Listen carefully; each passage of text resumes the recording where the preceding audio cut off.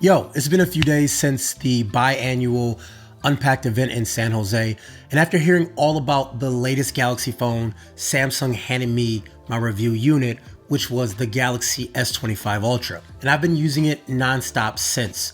So here are my quick impressions. For the full review and comparisons, make sure you subscribe to the channel and ring the bell notification because there's a whole lot more to come. Now, once I got the Galaxy S25 Ultra unboxed and powered on, I immediately noticed how much lighter it feels compared to the S24 Ultra. The design is more squared off, whereas the S24 Ultra had a curved back. Holding both phones side by side, I do appreciate the lighter weight of the S25, but I do prefer the curved bezels on the S24 Ultra. Without a case, the S25 can feel a bit harsh in the hand. And look, I know it's not a huge deal and you do get used to it, but my initial impressions is that the S24 Ultra felt more comfortable compared to the 25. Already, I am loving the new One UI 7 software. The icons and layout feels cleaner, and overall the interface runs even more smooth. It's as fluid as the OnePlus 13, which is the most fluid phone I've ever used. I'm gonna go ahead and do a comparison between those two eventually, but so far it feels just as smooth. Now, I'm not sure if this is software or hardware, or it's probably a combination of both, but it's promising so far. Now, one feature I really like is the cross-app search. Now, for example, I can ask something like, when did the Detroit Tigers play the Yankees? And then I can immediately add the game to my calendar all in one step. I don't have to go into different apps. It all works together using Gemini. The Bixby is still there, and that is working when it comes to your smart home stuff and things that are local to the device. But pretty much everything else is going to be Gemini, which I'm totally okay with. Now, there's a lot more you can do with Gemini, and that deserves its own video. Samsung has also introduced the Live Bar, which is like Apple's live activities, but positioned at the bottom of the screen.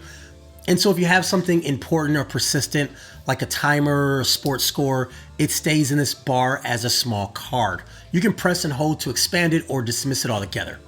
Right now, I would say it's pretty limited, but I can see a lot of potential here. Imagine being able to track down your Uber without consistently flipping back to the app.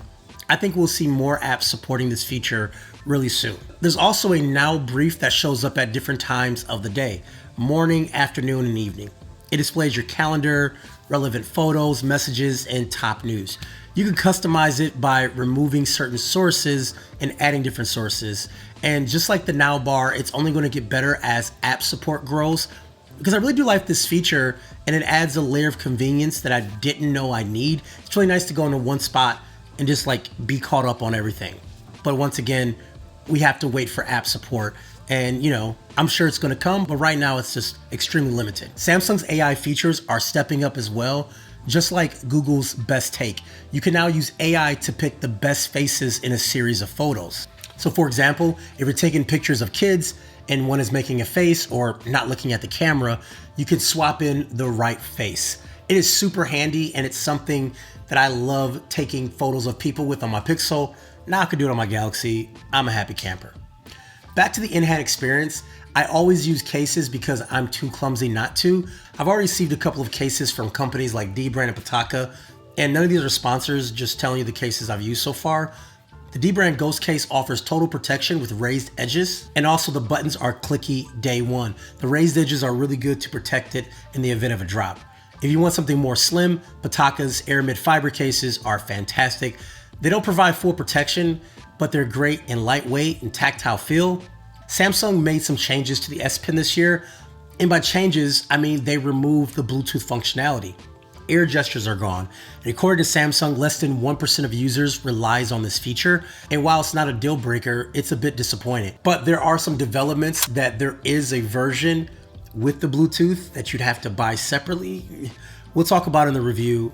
I'm gonna do some diving. I might even buy it and kind of see how it works. So stay tuned on that one. On the camera front, there isn't a massive difference compared to the S24 Ultra, but there are some notable upgrades. The ultra-wide camera has been bumped up from 12 to 50 megapixels. It doubles as the macro camera as well. In good lighting, the macro mode is excellent, capturing fine details like flowers, grass blades, and fabric textures. The 10x zoom now combines optics and digitals, while the 5x and 3x zooms are fully optical.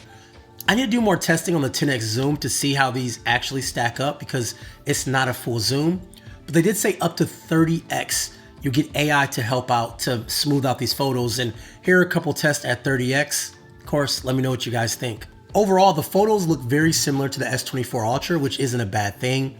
Images still deliver great colors and detail, and object detection and portrait shots remain solid. However, it does struggle in the same areas with overexposing highlights, light streaking, and inconsistent skin tones depending on the lighting conditions.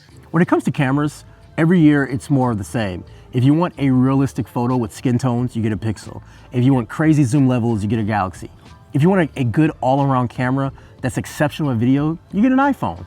And that's still true today. For video, you do now have option to shoot in 4K at 24 frames per second and also 10-bit log in pro video mode. This is a fantastic addition for content creators who want to use their phone to make videos. You can also erase audio similar to what we've seen on Pixel devices, and then also what we see on iPhone with audio mixing. Yo, so this is the front-facing camera on the S25 Ultra.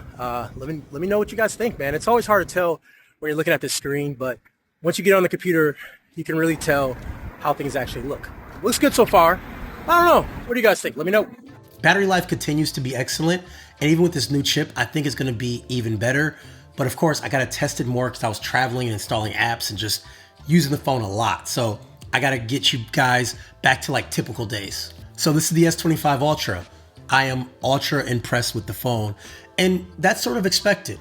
You know, Samsung is doubling down on the whole AI thing, and this is the next AI device that they have, but it still has some excellent hardware. We're gonna dive into all the AI features and all the things that this phone can do. But until then, Kevin the Tech Ninja, leave any questions down below and what you wanna see in the review and also the comparison. Talk to you guys later.